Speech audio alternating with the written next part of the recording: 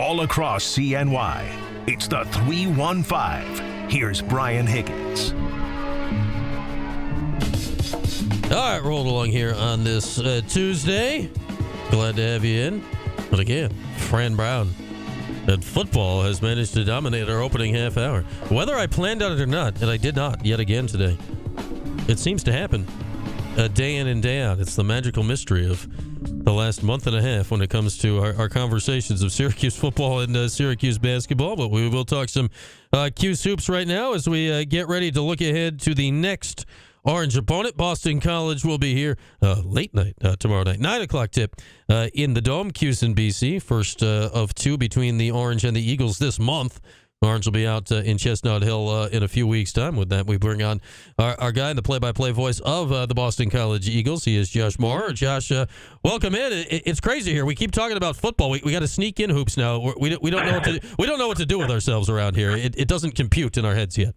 No, probably. Yeah, well, I don't imagine that it's normally been that way in January, right? For a long time. It's good to talk to you, Brian, by the way. Yeah, good to talk to you, Josh. And no, it's not been that way at all. Like, we could have gone literally a whole month without mentioning Syracuse football probably last January would be my guess. And here we are just trying to sneak in this game here. And, man, don't look now. BC looks like they're actually pretty good here. This is an intriguing Eagles squad you guys get to talk about every game. Yeah, this is the best team that I've covered at Boston College. Now, I've only been around for 6 seasons, but I think this is the best of the 6. And pretty much hands down, they can score, which is something that Earl Grant's teams have not generally excelled at over the course of his coaching career. But this team, they're scoring right now well over 80 points a game for the last month.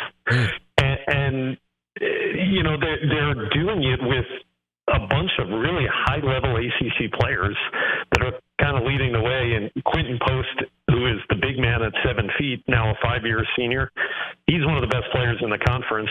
They've got a transfer from Charleston Southern named Claudell Harris, and he's getting better and better every game. He's a junior, so it's the first time that he's ever played at the high major level, but he has been fantastic of late. He's one of the best shot makers that I've seen at BC.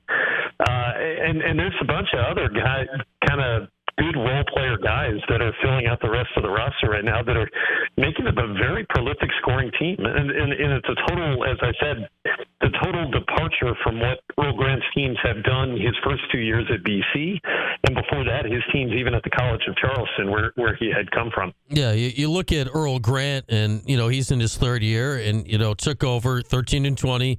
16-17. Now he's 10-4. But you're right. You think Grant, you watch these BC games and you think back to the last few years, like he's in a defensive stance on the sideline and he's really into it. And there was, you could tell he was bringing the energy and the effort and the intensity of the whole thing. The ball wasn't going through the hoop. Like, it has all the other Earl Grant stuff, like the backbone of it still stuck in, and with the scoring now added on the top of it. No, that's actually the frustrating part for him and for them, I think, is that the defense has actually struggled. Even in their win against Georgia Tech on Saturday, they had to come from 16 points behind early in the second half.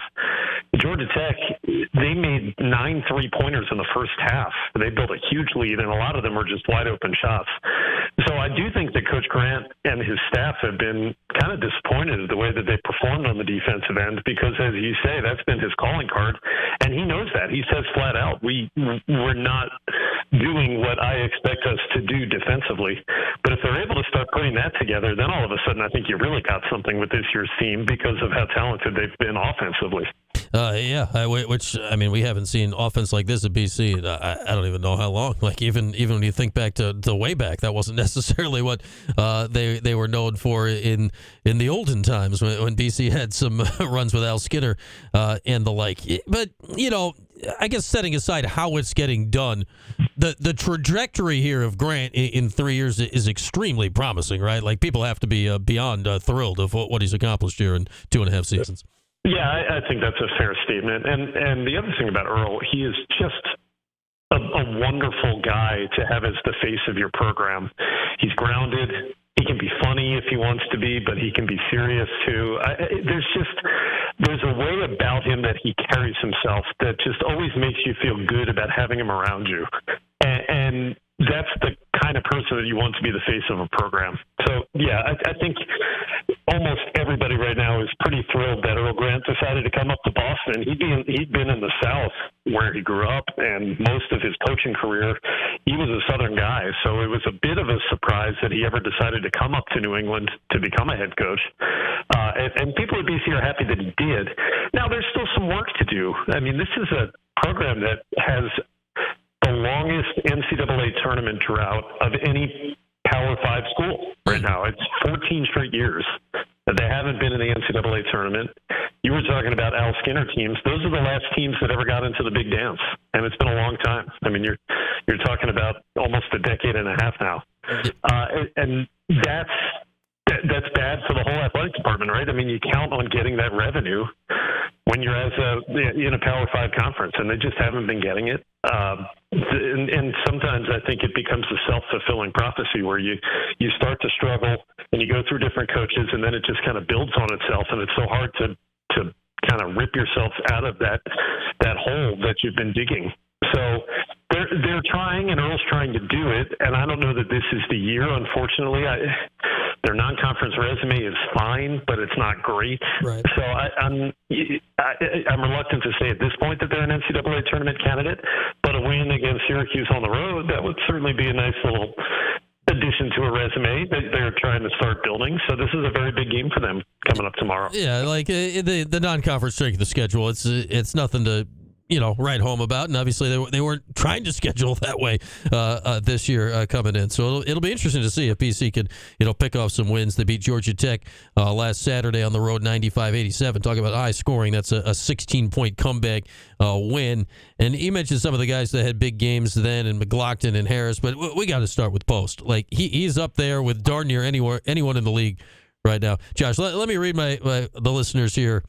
His numbers. He's 18 points a game. He's the center, mind you. He's shooting 46% from three in a pretty good amount of attempts. 8 boards a game, 3.5 assists a game, 2 blocks a game, and by the by, he's finally staying healthy here. That's been an issue the last few years. It's unbelievable what this guy's doing this year so far.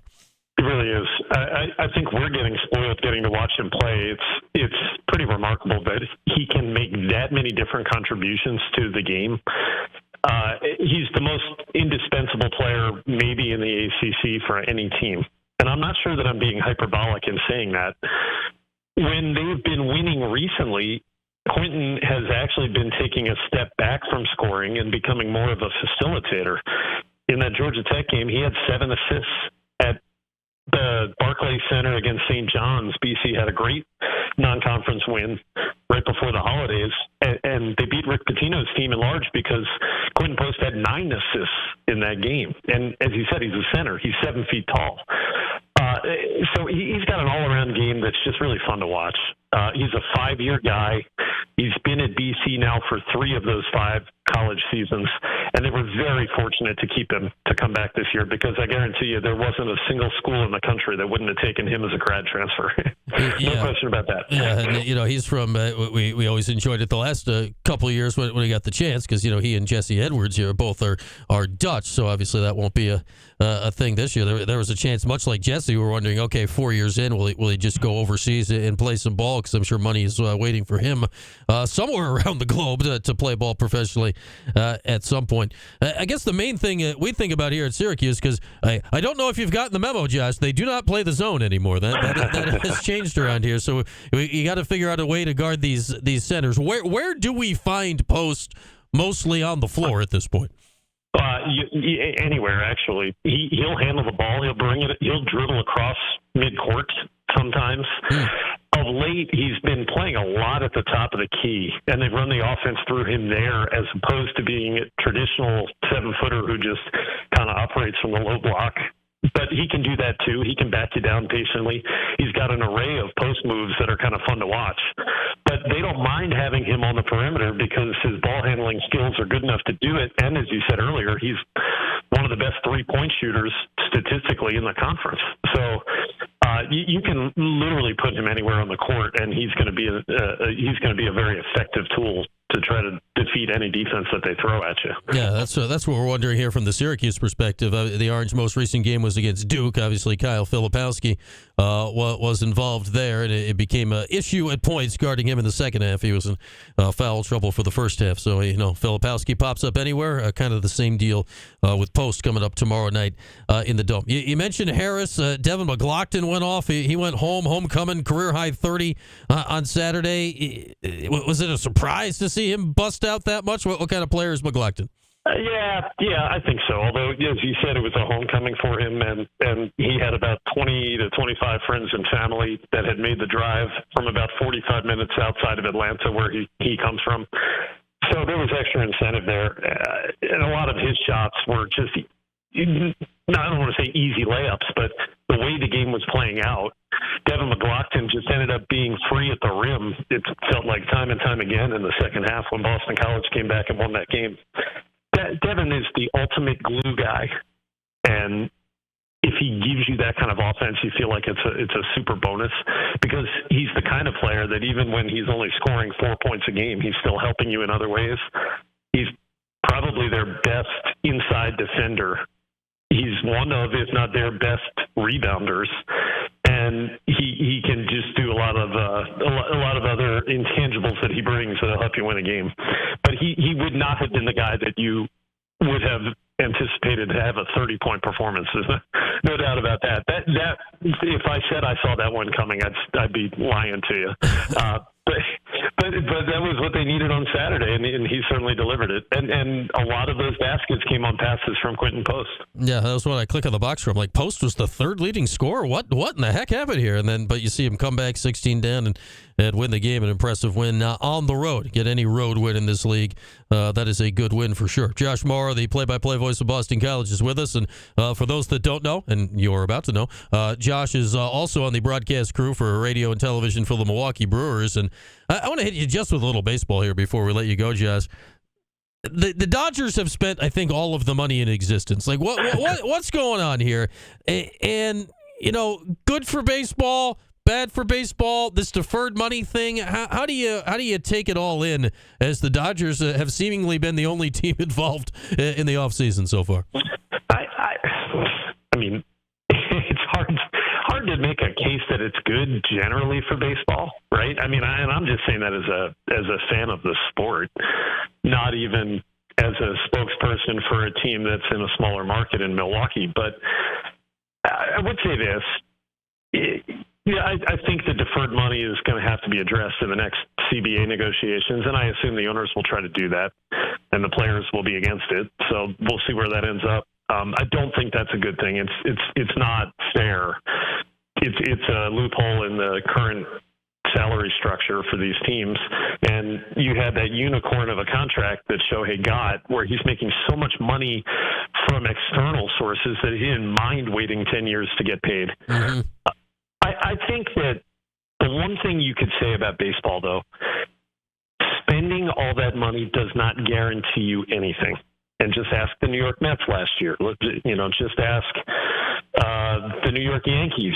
The teams in the biggest market in the country who have spent some of the most money in baseball the last few years, they don't really have anything to show for it. So you have to do it. You have to do it smartly in order for it to pay off for you. Now, I think the Dodgers have been pretty smart about it. I do think it's possible to win in the sport, though, without spending exorbitant amounts of cash. And there are certainly teams that do it very well. The Milwaukee Brewers are one of them. They've been in the playoffs 5 of the last 6 years. Yeah. The Tampa Bay Rays have kind of set the mold for it. They don't spend anything, and they're competitive every single season. Now, they haven't won a World Series. But there are ways to do it and be competitive and put yourself into postseason contention with having one of the smallest payrolls in the sport. And so, is it easier to get there by spending money? Of course it is, but that does not guarantee you success. Yeah, it's been wild to watch. Like, not that I'm completely plugged into the baseball offseason here, but it just feels like, some other all-star just signed with it. Like, who was it yesterday? Hernandez signed that. He deferred money on a 1-year contract. I'm like, is that a thing? Who defers money on a one-year contract? That felt beyond odd, right? Yeah. Actually, I didn't realize that money was deferred. I saw he had a 1-year deal. And Teoscar Hernandez, I mean, he's a good player. He's I don't know that he's really worth $23.5 million for a season, but I guess you're worth whatever the market's going to give you. So that's the money that he got from the Dodgers. Yeah, or at least some now and some later. I had no idea it was a thing to defer it on a one-year deal, but weird times. Shohei, whatever. I'll watch Shohei do whatever. So I guess it's all good for baseball in that regards. All right, Josh, always good to chat. Okay, before we let you go, I need you to do this for us. Pick me a number, if you can, between 1 and 5.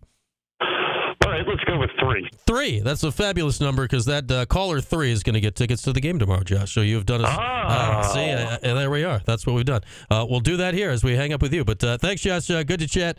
Safe travels this way tomorrow, and always good to catch up, my friend. Good chatting with you, Brian. And I will tell you, just as a side note, Boston College is 0 for the Maurer era against Syracuse. In my 5 seasons before this one, BC is 0-10 against Syracuse. So you can take that piece of information for whatever it's worth. All right, that is either great news for the Orange or the reverse jinx of all time. So it's one or the other, and no in between. All right, Josh, enjoy the game tomorrow night, man. Okay, see you, Brian. All right, Josh said it. Caller 3 right now. Caller 3 right now. I got 2 tickets to the game tomorrow. 315-437-7644. That is 4 ESPN 44. Caller 3. You're going to the Boston College game tomorrow. You and a friend. You and whoever you like. It's a pair of tickets. Caller 3. 315-437-7644. This hour brought to you by William Attar. Hurt in a car? Call William Attar. Call us. Caller 3. Take us to the game tomorrow. We're back after this. QSportsTalk.com.